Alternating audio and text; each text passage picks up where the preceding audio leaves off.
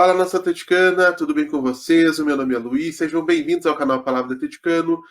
E no vídeo desse domingo a gente vai falar sobre Vitor Roque no Barcelona em janeiro e Bento como possível reforço da Inter de Milão. Então fiquem comigo que logo depois da vinheta a gente volta para falar tudo sobre esses dois assuntos.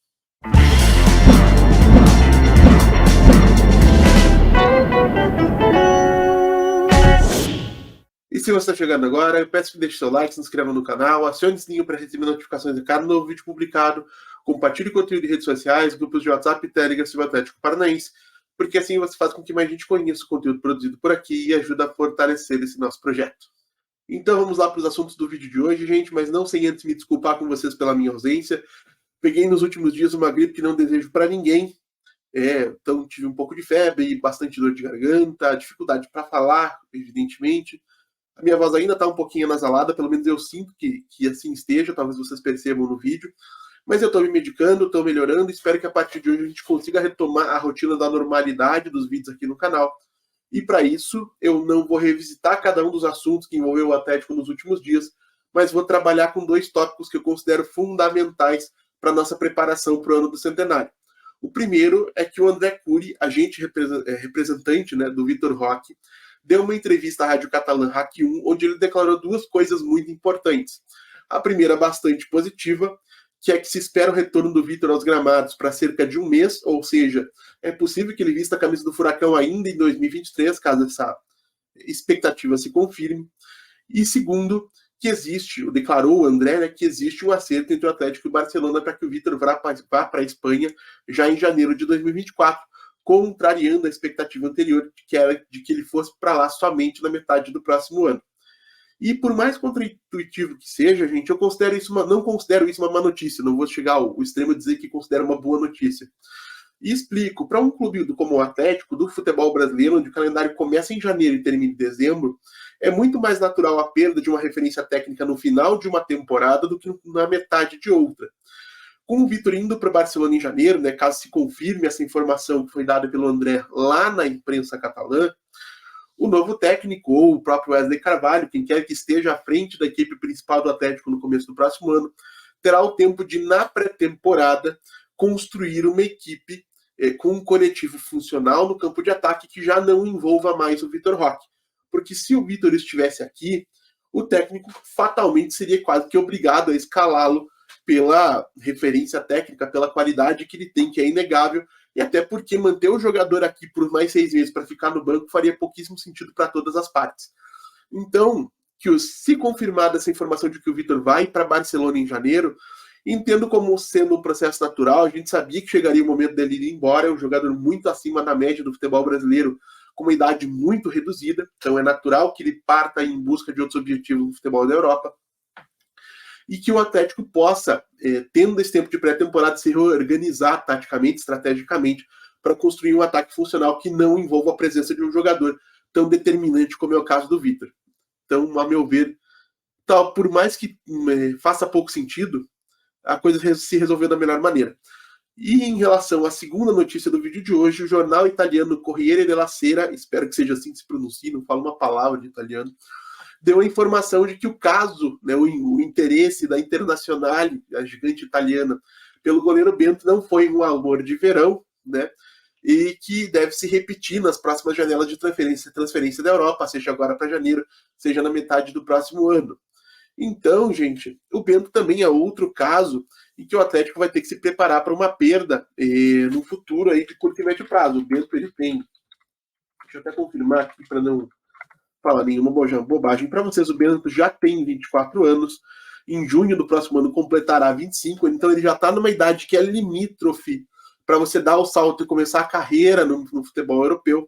O Bento é um goleiro muito competente, ainda jovem, fez muito com a camisa do Atlético nesse período em que esteve aqui, merecidamente foi convocado pela seleção brasileira, infelizmente sofreu uma lesão que não permitiu que ele se apresentasse, mas mereceu a convocação. E da mesma maneira que eu falei do Vitor, vou falar do Bento, ele merece a oportunidade de se testar em um contexto competitivo de nível mais alto. E a Internazionale é isso, gente, é um clube de destino, né? É um dos grandes clubes da Itália, por mais que a fase atualmente talvez não seja tão boa, mas é um clube onde o Bento pode se estabelecer como um dos grandes goleiros do continente e conquistar títulos, seja na própria Internacional ou eventualmente saindo da Inter para assumir a camisa 1 de outro grande clube da Europa. Desculpa, gente, eu tive que fazer um corte porque eu comecei a tossir. E aí a gente entra na questão do substituto, do potencial substituto do Bento. É lógico que no elenco hoje a gente tem no Léo Link um goleiro que se provou muito mais confiável do que alguns torcedores imaginavam. Eu, inclusive, sempre assumo aqui quando eu acerto e quando eu erro. O Léo Link me passava muita insegurança e nesse ano especificamente, toda vez que entrou, foi muito, muito bem. Inclusive foi decisivo para que o Atlético conquistasse alguns pontos nas partidas em que atuou. Então, se em outro momento talvez eu fosse contra, hoje eu não consigo argumentar tecnicamente contra a transformação do Léo Link em titular do Atlético Paranaense no caso de uma eventual saída do Bento. A minha única preocupação é que ele assumiria a camisa 1 do Atlético no ano de 2024, ano do centenário do clube, cercado de muitas expectativas da torcida em relação ao nível de competitividade do Atlético, e na falta dele, né, no caso do Léo não segurar essa barra, nossas outras alternativas seriam também outros dois meninos, o Mikael e o Gabriel Pereira, ambos também talentosos, mas todos eles envolvidos em um contexto de muita expectativa, poderia acabar prejudicando o desenvolvimento de todos. Se o Atlético resolvesse ir ao mercado em busca de um substituto, eu nesse momento ignoraria o mercado brasileiro e procuraria em outros clubes da América do Sul, principalmente, um goleiro já com alguma experiência, preferencialmente alguma experiência internacional, e que tenha, além da capacidade de retorno técnico, algum potencial de revenda num futuro aí de médio e longo prazo. Dois nomes que me surgem à mente nesse momento, mas que a gente vai voltar a conversar mais para frente. Eu tendo a fazer um scout no final da temporada, quando a gente começar a falar em possíveis reforços para o ano que vem. Mas me adiantando, dois nomes que eu gosto bastante é do Moisés Ramírez, goleiro titular do Independiente Del Valle e goleiro com passagens pela seleção do Equador. Eu ainda considero um goleiro um pouquinho inseguro, não me passa a mesma margem de segurança do que a outra opção que eu vou citar daqui a pouquinho. Mas é um goleiro interessante, jovem, bom no jogo com os pés, que é uma coisa que é importante para times que querem construir desde a defesa, e que o Atlético poderia sim sacar lá do Del Valle por um percentual mínimo daquilo que certamente receberia da Internacional por um goleiro com a qualidade que tem o Bento. Outro nome interessante que eu gosto bastante é o colombiano Kevin Mier, do Atlético Nacional. Esse também com passagem pela seleção colombiana, foi destaque aí do Atlético Nacional em algumas partidas de Libertadores da América, de Sul-Americana, um goleiro aí mais rodado do que o próprio Moisés Ramírez, e acho que ele poderia vir aqui para o Atlético, se consolidar como um dos bons prospectos da posição no continente sul-americano. O Kevin Mier hoje tem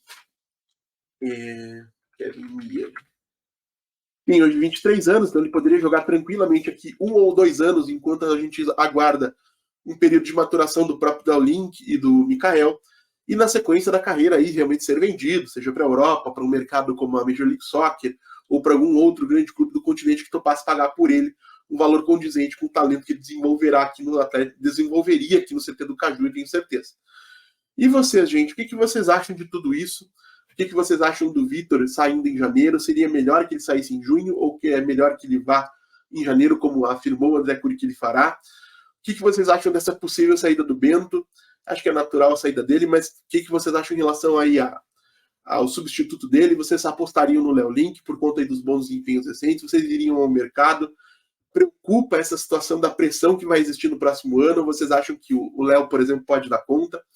Deixem aí nos comentários, eu leio todos e respondo todos, conforme o tempo vai me permitindo. Então é isso, gente. Eu agradeço pela audiência e pela paciência de vocês. Peço mais uma vez que deixem o like, se inscrevam no canal, compartilhem conteúdo nas redes sociais. A gente volta a falar de Atlético Paranaense amanhã aqui no canal Palavra do Atleticano. Muito obrigado mais uma vez pela atenção de todos e até a próxima.